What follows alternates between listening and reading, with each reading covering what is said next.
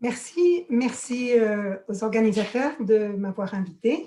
Je regrette qu'on ne soit pas dans la même salle parce qu'il y a beaucoup de gens que j'aurais plaisir j'aurais plaisir à faire la connaissance ou à retrouver. Alors, je vais partager mon écran pour que ce soit plus facile à suivre avec les diapos.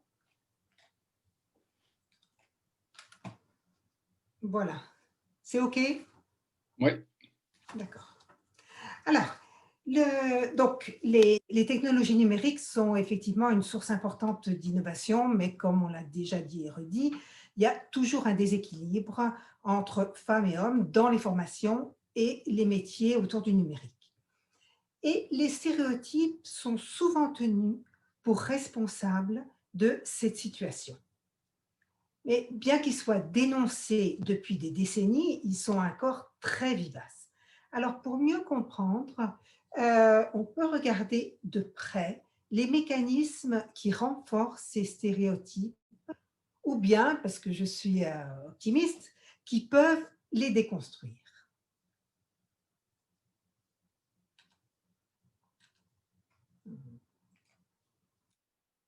Alors, il y a eu de nombreuses initiatives pour attirer les femmes dans le numérique et ces dernières années, elles se sont multipliées à tout niveau. Je crois que j'aurais pas pu passer largement les 20 minutes à parcourir ces initiatives dans le monde entier, donc au niveau international, l'OCDE, la Commission européenne, l'Union européenne, l'UNESCO, local Digital West, le Syntec, plus les entreprises. Enfin, je ne cite que quelques exemples. Alors, on pourrait imaginer que ces initiatives ont suscité un afflux de vocation, d'engagement, mais le paradoxe, c'est que la sous-représentation perdure. Mais on peut aussi regarder cette situation comme une injonction paradoxale. C'est-à-dire que d'un côté, on incite les femmes à rejoindre le domaine du numérique et d'un autre côté, le stéréotype de genre reste très présent, que ce soit dans les milieux professionnels ou les milieux de formation. Euh, donc, je rappelle simplement que ce stéréotype se traduit par l'idée d'une moindre valeur professionnelle et technique des femmes dans les métiers du numérique par rapport aux hommes et ou d'une moindre aptitude à l'innovation.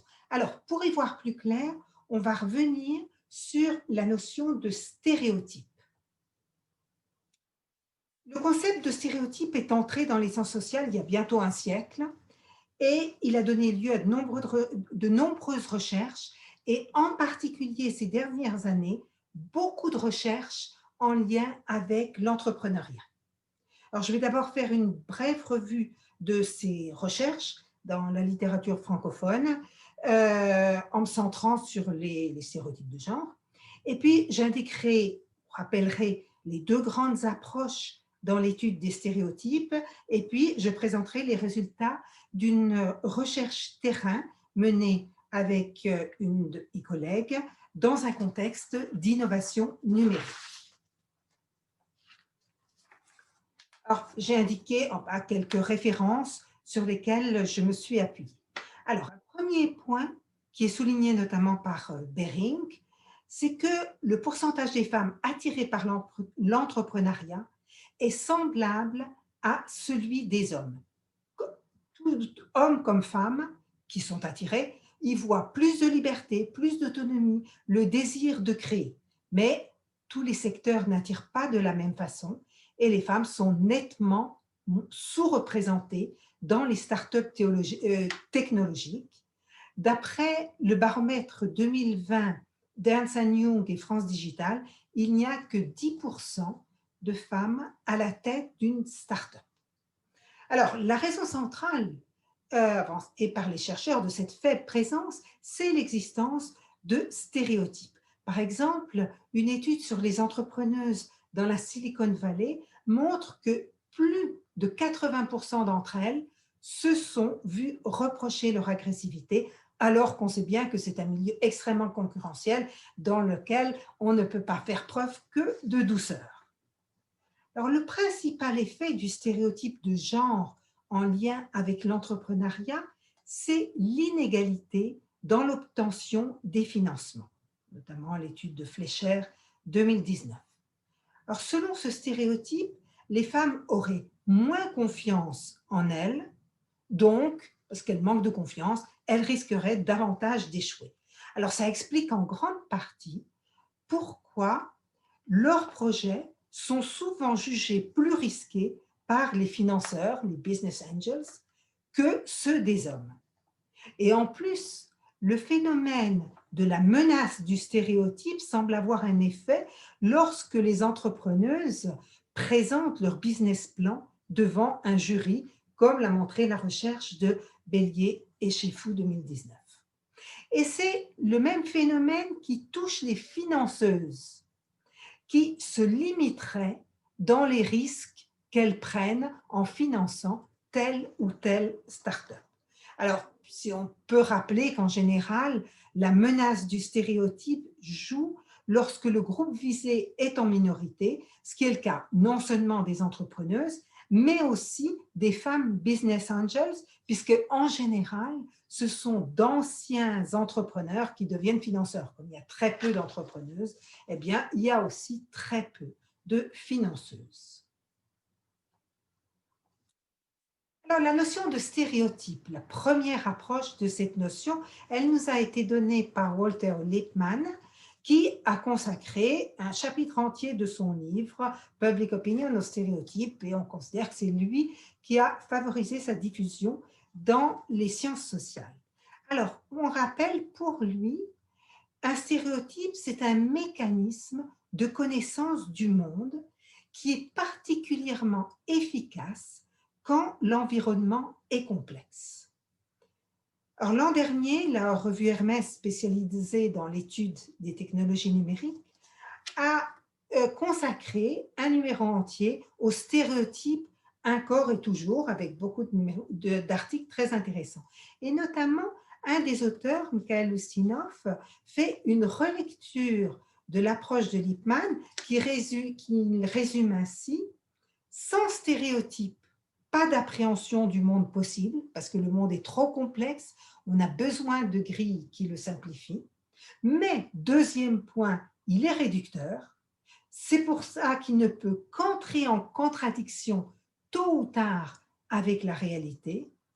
Et troisième point, c'est à nous de remettre en question les stéréotypes qui orientent notre compréhension du monde, quand au lieu de permettre de mieux le comprendre, ils nous en donnent une vision déformée. Donc, c'est pour ça que c'est important de comprendre les mécanismes de fonctionnement de ces stéréotypes et de participer à leur évolution si on juge que leurs effets négatifs ne sont plus acceptables. Alors ça, donc, c'était la première approche, une grille de lecture du monde, une vision du monde. Deuxième approche, dans l'étude des stéréotypes, c'est une approche descriptive qui vise à rendre compte du contenu des stéréotypes. Alors, elle a été initiée en 1933 par deux psychosociologues, Katz et Braley, qui ont mis au point un système d'enquête qui a ensuite été utilisé par de très nombreux chercheurs. Donc, quand ça fonctionne, on demande aux enquêtés d'associer des termes avec une catégorie sur lesquelles on veut mesurer des stéréotypes, vous donner plus exactement un contenu, et puis d'ordonner ces termes dans celui qui correspond le mieux à celui qui correspond le moins. Alors, beaucoup de recherches ont porté sur des présupposés racistes ou des préjugés liés à des nationalités. On était dans le contexte nord-américain. Alors, cette approche des stéréotypes, elle est encore aujourd'hui majoritaire, notamment dans le domaine de la gestion. Alors, c'est pas du tout inintéressant, c'est même intéressant de mettre en lumière le contenu d'un stéréotype, mais il faut aussi prendre garde à un effet indésirable. Je vous donne un exemple. J'ai mené une recherche qui a été publiée l'an dernier sur une revue en système d'information, revue de rang A, sur la prise en compte du genre. Bien, l'article le plus cité en ce qui concerne les différences femmes-hommes dans la maîtrise et l'usage des technologies numériques, s'appuie sur des stéréotypes, non pas comme des croyances normatives partagées, mais comme une description des caractéristiques associées aux deux catégories de genre, donc comme une réalité.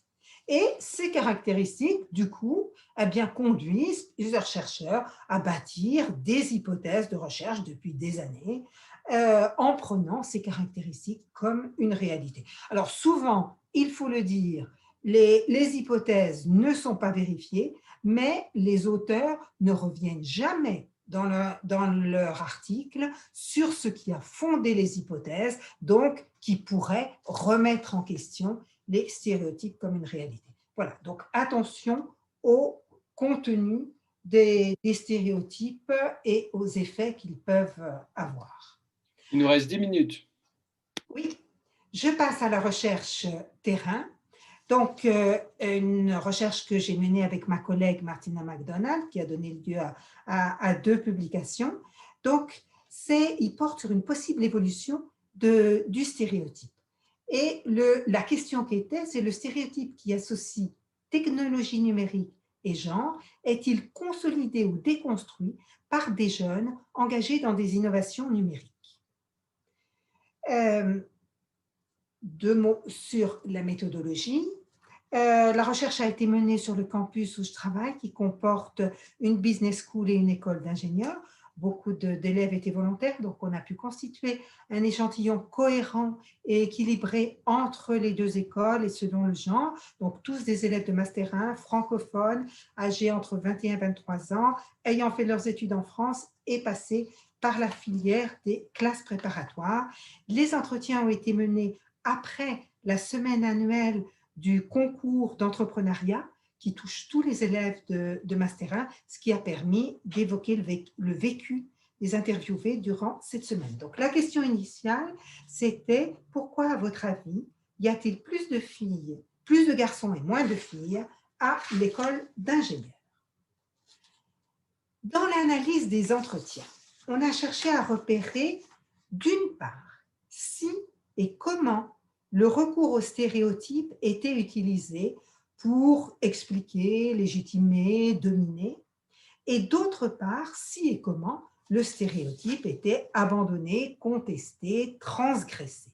Et nous avons appelé mouvement, dans une perspective structurationniste, mouvement, les différentes modalités qui mettent en jeu le stéréotype de genre. Donc, chaque modalité correspond à un type d'interaction, langagière ou comportementale, qui conforte ou questionne le stéréotype. Alors, on a identifié 6 grands types de mouvements, mouvement de consolidation et mouvement de déconstruction. Alors, je ne vais pas passer dans le détail ni vous apporter les éléments de preuve avec les verbatims, mais juste quelques mots sur les catégories, enfin sur les types de mouvements. D'abord, les mouvements de consolidation, c'est tout ce qui est catégorisation, c'est-à-dire généralisation d'un individu à la catégorie de genre, soit basée sur les préférences, ce qu'on aime ou on n'aime pas, ou sur les capacités ou les incapacités. Le deuxième mouvement, un mécanisme, c'est le sous-typage. C'est-à-dire que bien sûr, surtout dans une école comme la nôtre, il y a beaucoup de contre-exemples. Donc ces contre-exemples, il faut les justifier. Il y a des filles qui sont très très fortes, des filles qui mènent qui conduisent des associations très orientées vers la technique. Donc, dans ce cas-là, ça va être toujours des exceptions à la règle, le sous-typage.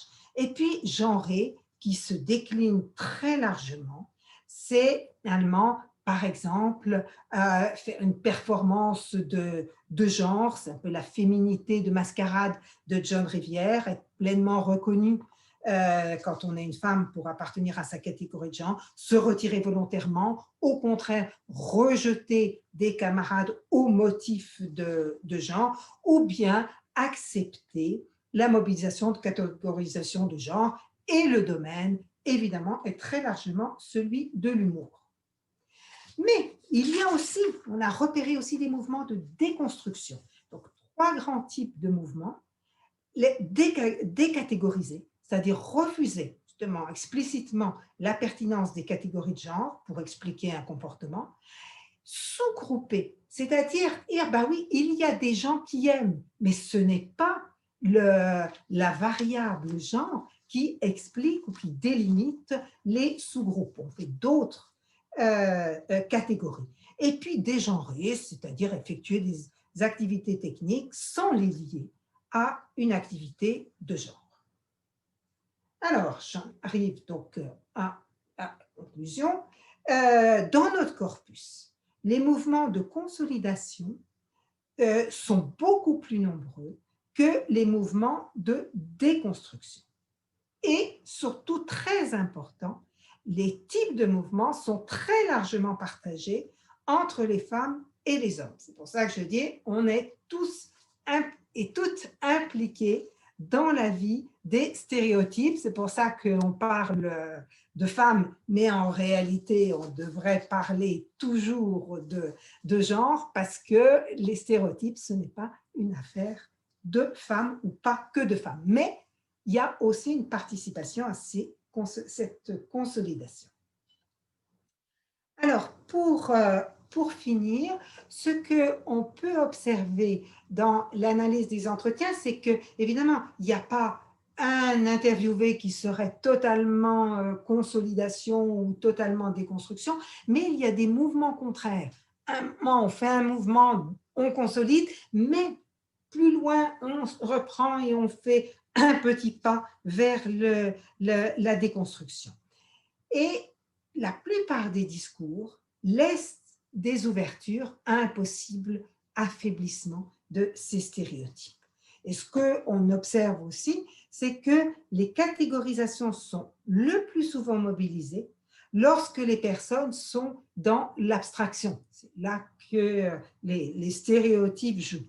Mais des mouvements de déconstruction peuvent apparaître quand on ramène le discours à l'environnement quotidien.